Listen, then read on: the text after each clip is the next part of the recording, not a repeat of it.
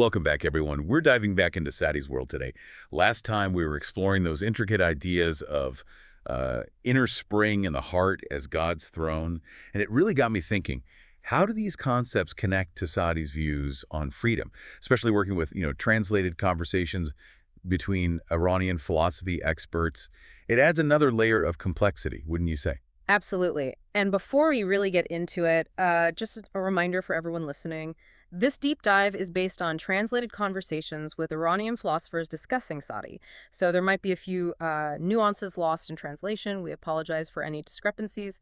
Now, to your question, the link between inner spring, the heart, and freedom is definitely there. It's subtle, but you can find it woven throughout Saadi's work. But to really grasp it, we need to understand how he views freedom itself, and that's where things get really interesting. Okay, so freedom. It's one of those words, Yeah. right? We hear it all the time, but Saadi seems to have a unique take on it. He does. In one of the conversations, the experts analyze this passage about a barren tree. So this magnificent, strong tree stands alone. And when asked why it bears no fruit, it replies, "I am empty of fruit because I am free." So freedom is tied to emptiness. That's a bit of a head scratcher. Right, but that's Saadi for you. Yeah. Always challenging us to think beyond the surface. And the experts point out that he's using this emptiness metaphorically.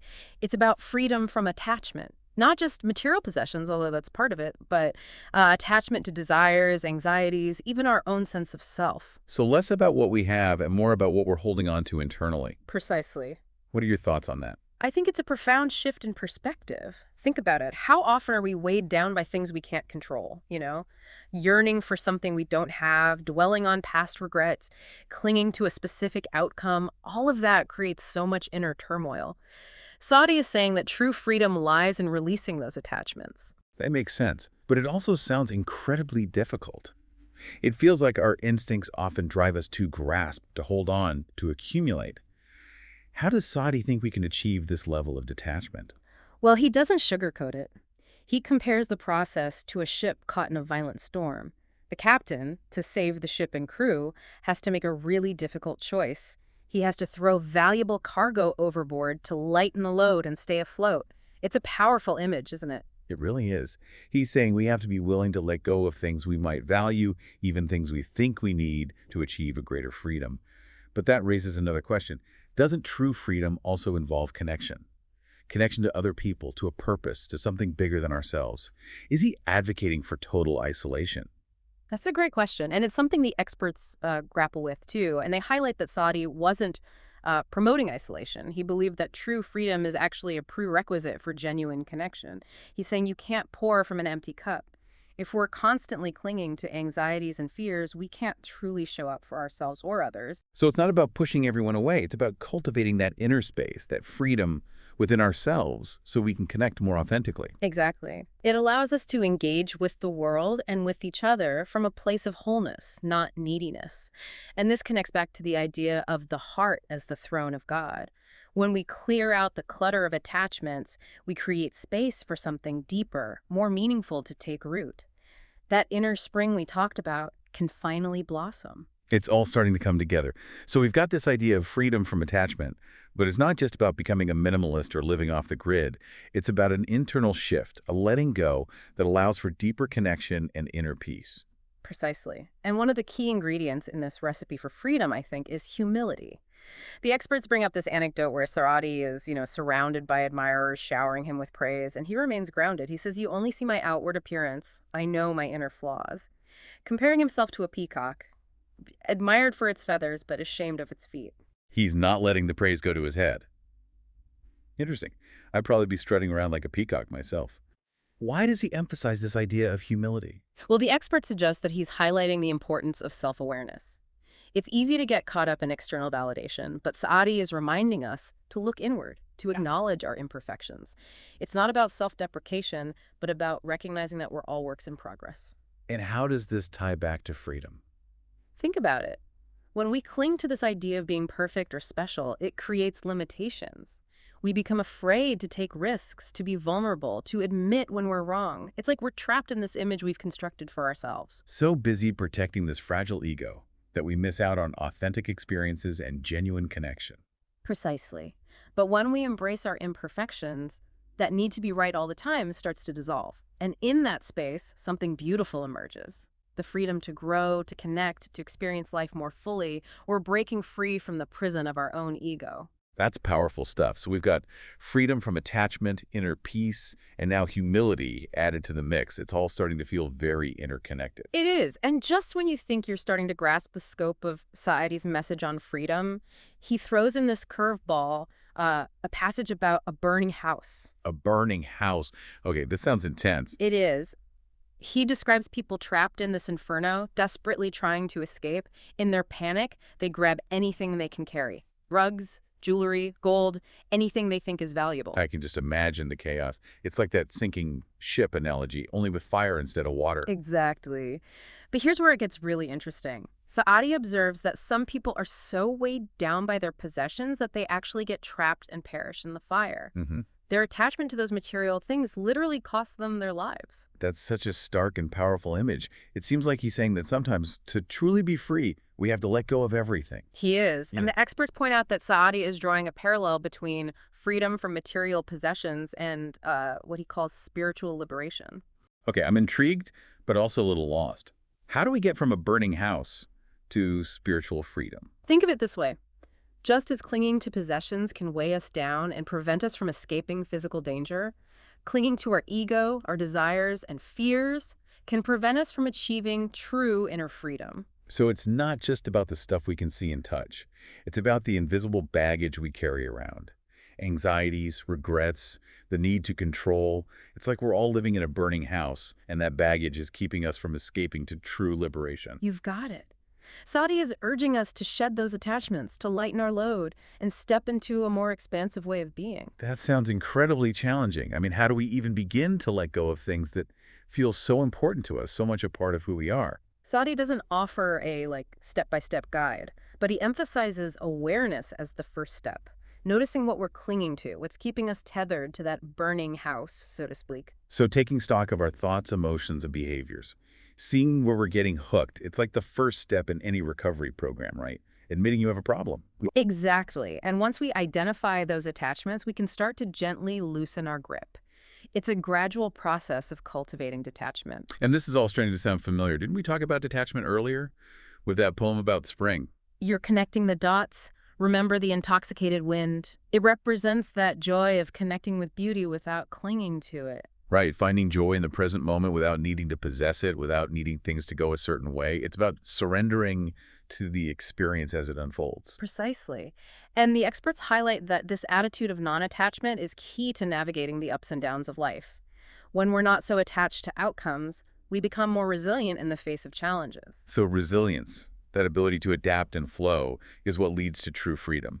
I love how this is all coming together. It's amazing how Saadi weaves these ideas together, isn't it? But just when you think you've grasped the full scope of his message on freedom, he introduces this passage that throws another wrench into things. It's a line about concealing the secret of love and a fire. Oh, okay. I'm intrigued. Is he talking about romantic love? That's the beauty of Saadi. He's often speaking on multiple levels. The experts suggest it could be about a lover, our relationship with the divine, or even our relationship with our own passions and desires. It's open to interpretation. So what's the deeper meaning behind this secret love that he's trying to conceal?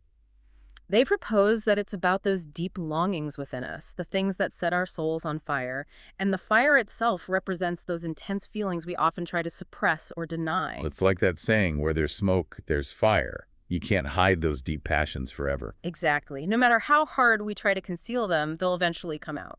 And that's where the humility we discussed earlier comes back into play. Okay. I'm not quite seeing the connection yet. How do humility and hidden desires relate?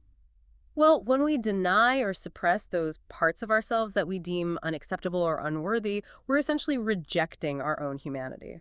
So instead of trying to control or hide those intense feelings, we should embrace them, acknowledge them as part of who we are. Exactly. It's about accepting the full spectrum of our human experience, the good, the bad, the messy, and the beautiful.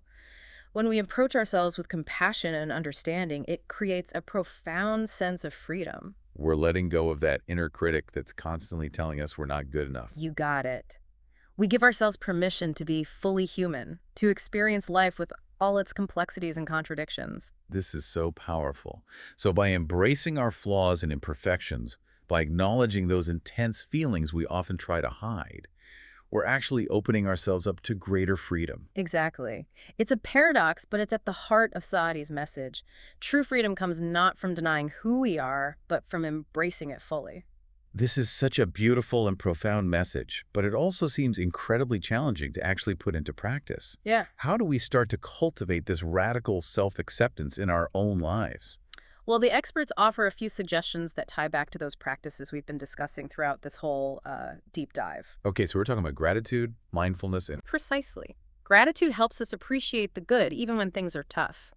Mindfulness lets us observe our thoughts and feelings without judgment, making us more aware of those self-criticisms and denials that keep us trapped. so we're creating a space within ourselves where self-acceptance can flourish. Exactly. But there's one more practice they emphasize, possibly the most important. Forgiveness. Forgiveness. Yeah. How does that connect to freedom and self-acceptance? We often hold ourselves hostage to past mistakes, regrets, and resentments. We carry around this burden of guilt and shame. Chained to those past experiences, unable to move forward. Right. But forgiveness, both for ourselves and for others, unlocks those chains. But how do we actually forgive ourselves, especially when we've done things we regret? It's not easy, but it starts with acknowledging our mistakes, taking responsibility, and extending compassion to ourselves. That's like saying, hey, I messed up, but I'm still worthy of love and forgiveness. You got it. And when we can forgive ourselves, it becomes easier to forgive others too. Because we're no longer holding on to that resentment and anger. Exactly. We freed ourselves to experience the world with more openness, compassion, and joy. It's like a weight has been lifted from our shoulders. Precisely. And that lightness, that sense of liberation, is what Saadi is pointing us toward. This is incredible. We've gone from a simple poem about spring to this profound exploration of freedom, detachment, humility, and now forgiveness. And it's all interconnected. It's all part of the tapestry of wisdom that Saadi weaves, and it's up to us to find those threads that resonate with us and apply them to our own lives. But I have a feeling there's even more to uncover. Is there anything else in these conversations that sheds light on how we can actually live out these profound ideas? There is. The experts bring up a fascinating point about Saadi's travels and how they shaped his worldview. Oh, this sounds interesting. Tell me more. So Saadi, as you know, wasn't just a poet, he was also a traveler. He journeyed extensively throughout the Middle East and even parts of Africa. Right, right. And that always fascinated me, you know. It's not like he was just sitting in a room meditating on these concepts. He was out in the world experiencing life firsthand. Exactly. And the experts point out that those experiences really deeply influenced his writing. He wasn't just theorizing about freedom and spirituality, he was living it out in the real world. So, walking the walk, not just talking the talk.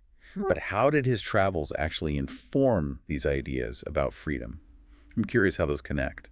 Well, think about what travel does. It takes you out of your comfort zone. You're forced to confront different ways of thinking and being. Your assumptions about the world and about yourself get challenged. You're forced to adapt, to let go of the familiar. You might even realize that the things you thought were so important back home, they don't matter so much anymore. Exactly. And the experts highlight that Saadi encountered all sorts of people on his journeys, you know, different religions, social classes, walks of life.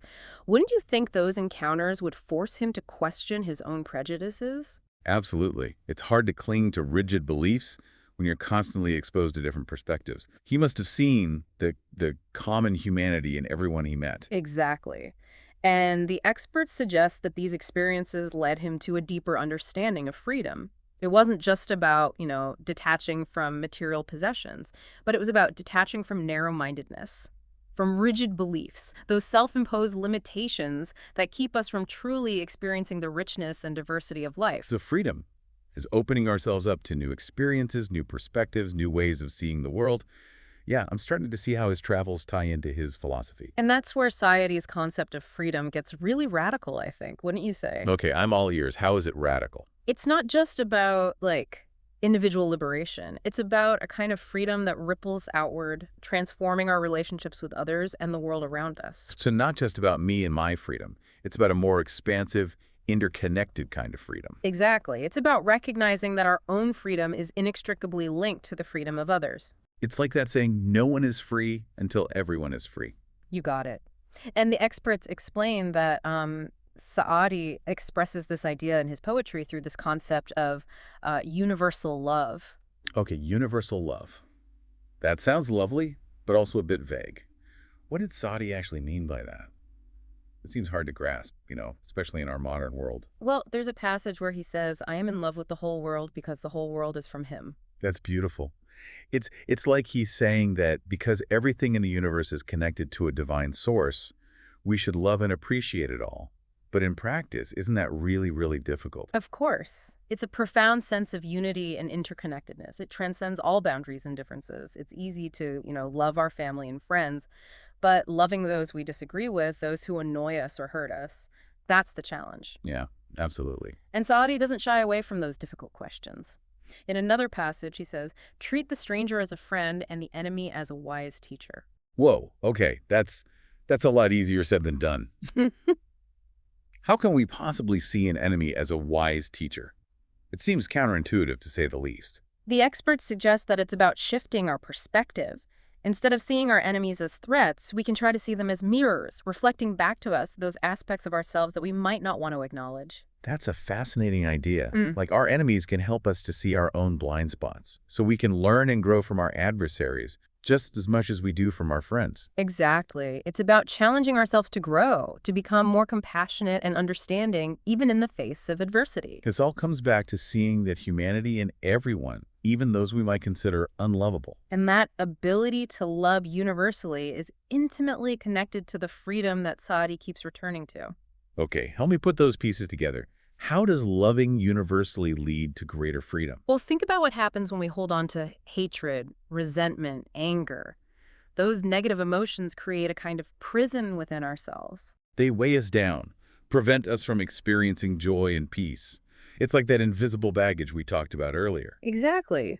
But when we cultivate universal love, when we practice forgiveness and compassion, we break free from those self-imposed bars. It's like we're expanding our capacity for love, and in doing so, expanding our own sense of freedom. Beautifully put.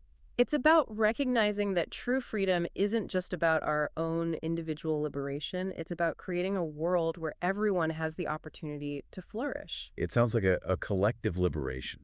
We're all in this together, striving for a more expansive form of freedom. Precisely. And the experts point out that this is where Saadi's message really resonates today. Okay, help me connect those dots. How is this relevant to our lives in the 21st century? It often feels like we're moving in the opposite direction.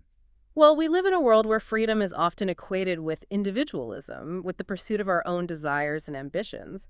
But Saadi's message challenges us to think about freedom in a more expansive way. It's not just about me and my freedom. It's about recognizing that our own well-being is interconnected with the well-being of others. Exactly. It's about understanding that true freedom requires us to care for the world around us, to work for justice and equality, to create a society where everyone has the opportunity to thrive. It's like Saadi's saying, hey, if you want to be truly free, you can't just focus on yourself. You have to look beyond your own little bubble and see the bigger picture. You have to care about the world and the people in it. It's a call to action disguised as poetry. You got it. And the experts highlight how this message transcends time and culture. It's as relevant today as it was in Saadi's time, maybe even more so. We've gone from a simple poem about spring to this profound exploration of freedom, detachment, humility, forgiveness, and now universal love. And it's all interconnected. It's like Saadi's giving us a roadmap for living a more meaningful and fulfilling life. It really is. And the beauty of it is that it's not like a rigid dogma. It's an invitation to explore, to question, to discover our own path to freedom. We've covered so much ground today, but we still have that last piece of the freedom puzzle to discuss, right? The one you mentioned earlier about Saadi, a shepherd, and some goats. We do, and it beautifully ties everything together. Are you ready for the story? Absolutely. I've been waiting for this. All right, so picture this. Saadi is traveling through the countryside, and he comes across a shepherd tending to his flock of goats. Okay. Peaceful scene. I can practically hear the bleating. Right. Being Saadi, he strikes up a conversation with the shepherd. He asks, what's the most valuable thing you've learned in your life? Saadi was always going straight to the heart of the matter. What did the shepherd say? The shepherd replies, to concern myself only with that which concerns me. That's an interesting response. It sounds a bit self-centered at first glance. Right. But Saadi probes deeper, asking, what do you mean by that? Good follow-up. I'm curious to hear the shepherd's explanation too. It feels like it has deeper implications than just minding your own business. The shepherd gestures to his goats and says, "Look at them. They eat when they're hungry, they sleep when they're tired, they follow the path that's laid out before them. They don't worry about things that are outside of their control." Okay, I'm starting to understand. He's saying that the goats are living in a state of pure presence, unburdened by anxieties and worries about the future. They embody that sense of detachment we've been talking about. You got it. And the experts point out that the story perfectly encapsulates Saadi's idea of freedom.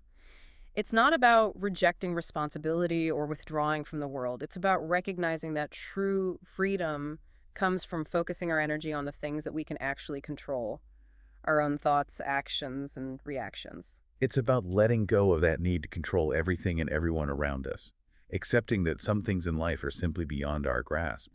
It seems like he's encouraging us to find freedom in surrender. Exactly. It's about surrendering to the present moment, embracing the flow of life, and trusting that things will unfold as they should. But doesn't that sound a bit passive? Like we're just giving up and letting life happen to us. Yeah. Seems to contradict the idea of, taking responsibility for our own thoughts and actions. That's a valid concern.